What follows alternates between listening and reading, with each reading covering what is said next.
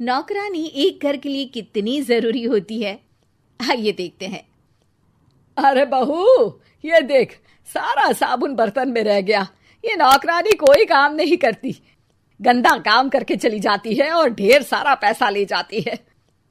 अरे मम्मी जी, उसने तो साफ किया ही था। मेरे ही हाथ से इस ग्लास में सर्फ गिर गया था। अरे बस कर झूठी, उसे बचाने के लिए सारी जुगत लगा ले, लेकिन मैं तो इसे निकाल कर ही रहूंगी। हमारे जमाने में ना कोई नौकरानी थी और ना ही ये चिकने बर्तन। चूल्हे के जले बर्तनों को राख रगड़ कर साफ किया करती थी मैं। अरे माँ जी, मैं कहाँ बचा रही हूँ उसे। और वैसे भी आजकल नौकरानी जरूरत नहीं, स्टेटस सिंबल बन गया है। अब आप बताओ, मैं मुन्ना को नीचे घुमाने ले जाऊं तो लोगों से क्या बोलूं? झाड़ू पोछा खुद लगा रही हूँ। लोग सीधा यही पूछते हैं कि कौन सी नौकरानी काम कर रही है तेरे घर पर। अरे बस कर, ये भी कोई बात होती है? मम्मी जी, आप नहीं समझेंगी। शाम को नौकरानी घर आकर काम कर ही रही होती है कि सास को कहती है, माँ जी, एक बात बोलूं, बुरा न मानना। अरे वैसे तो मुझे तेरी शक्ल ही पसंद नहीं है, बात क्या खाक पसंद आएगी। अरे माँ जी, सुन तो लीजिए क्या कह रही है। तो मैंने कौन सा उसका मुंह पकड़ लिया है? अरे माँ जी, वो लाल साड़ी पहनती हो ना पहना करो। सास का गुस्सा अब तो 7वें आसमान पर होता है। अरे वाह जी वाह, क्यों ना पहना करूं? और तू होती कौन है ये बताने वाली कि मैं क्या पहनूं क्या ना पहनूं? अरे माँ जी, पूरी बात तो सुन लो, वो बोलना क्या चाह रही है। अरे बुरा न मानो आंटी जी।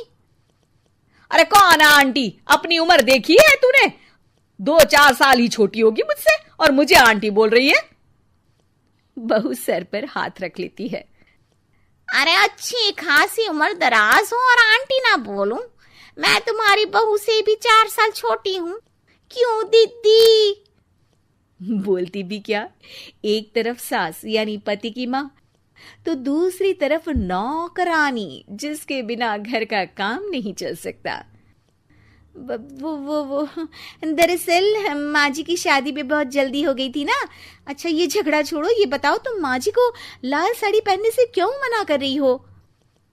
वो ना, इनकी उम्र की सारी औरतें सोसाइटी में इनके लिए बात करती हैं कि तुम्हारी सास बुढ़ी घोड़ी लाल लगाम है। बहू को ये सुनकर गुस्सा आ जाता है। अरे वाह वाह, कौन बोलता है जी? खुद क्या है यहाँ की औरतें, बाल सफेद लेकिन टाइट जींस और कोई कुछ भी पहने। अरे पहनना हमारा निजी हक है, किसी को कुछ हक नहीं बनता कि वो मेरी सास के लिए कुछ बोले। मैं आज ही जाकर माँ जी के लिए लाल जींस लेकर आऊंगी, फिर देखो कोई क्या बोलता है। अरे चुप लाल जींस। अरे सुन नौकरानी की बच्ची, जाकर बोल दे उन लोगों से कि उन लोगों की तरह मैं उड़ती नहीं फिरती हूं घर बार छोड़कर। अपने बच्चों और नाती पोतों में मन लगाती हूं, ना कि सारा दिन ताश के पत्तों में आंख गड़ाकर 3 पत्ती खेलूं। नौकरानी वहां से चली जाती है।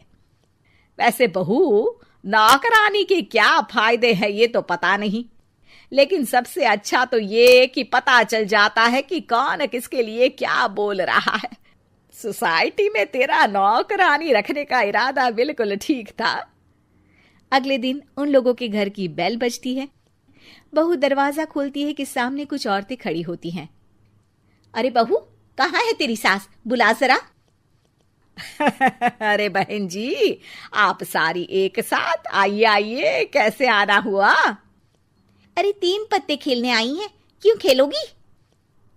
क्यों नहीं, वैसे भी बड़े दिन हो गए, एंटरटेनमेंट हुआ नहीं। बहू जा जाकर पकोड़े तो बना ला। अरे बस करिए, आगे कुछ पीछे कुछ। वैसे तो कहती है कि परिवार पर ध्यान देती है, हमारी तरह 3 पत्तियां नहीं खेलती। हमने कौन सा परिवार छोड़ दिया? सास सक पका जाती है। अब ये किसने कहा? मैं तो कहती हूं कि मैं भी थोड़ा बाहर निकलूं। आपने ही तो कमला नौकरानी से ये सारी बात की थी। सास और बहू को अब सारी कहानी समझ आ जाती है कि सोसाइटी की औरतें क्यों भड़क रही हैं। माफ करिए आंटी, मैं छोटी हूँ, लेकिन फिर भी पहले तो आप लोगों ने माँ की लाल साड़ी का मजाक उड़ाया था ना। हाँ हाँ, उड़ाया था, लेकिन उससे पहले तो तुम लोगों ने हमारी जीन्स के बारे में बात की थी। अरे क्यों ना पहने हम जीन्स, तुम्हारे पैसों की थोड़ी ना है। सास और बहू सर पकड़कर बैठ जाती है। देखा बहू, ये खेल कर गई तेरी नौकरानी, यहाँ की बात वहां तो वहां की बात यहाँ।